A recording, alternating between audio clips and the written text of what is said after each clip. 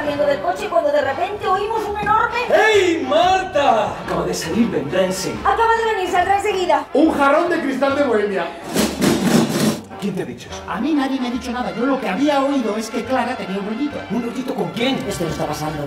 Es que no te das cuenta de que aquí hay algo que no va bien. ¡Ay, pues claro que me he dado cuenta! ¿Quién lo ha traído? A ver si eres tú el que tiene que responder.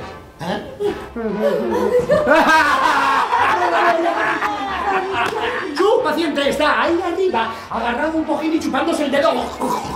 ¡Qué sorpresa es esa tan fantástica! ¿Qué te ha dicho Saúl que era ese ruido? ¡El disparo! ¿Pero qué me pasa? Canta ese vestido, siempre me ha gustado. Es la primera vez que me lo pongo. ¿Puedo entrar? ¡Sí, pasa, niño!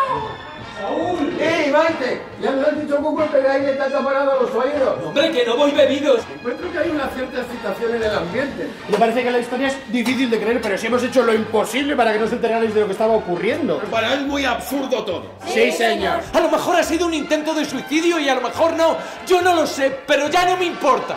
¡Qué peso me he quitado de encima! Todos los nombres de mujer empiezan con M de mesa. ¡Ay, sí! Y todos los nombres de hombres suenan igual. Saúl, Paúl, Raúl. ¡Ay, sí! Menuda pandilla de cagaos.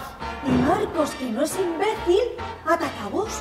Pone a Clara entre la espada y la pared. La lógica le importa una mierda en estos momentos. ¡Autocontrol! ¿Alguien da más y mejor, si puede ser?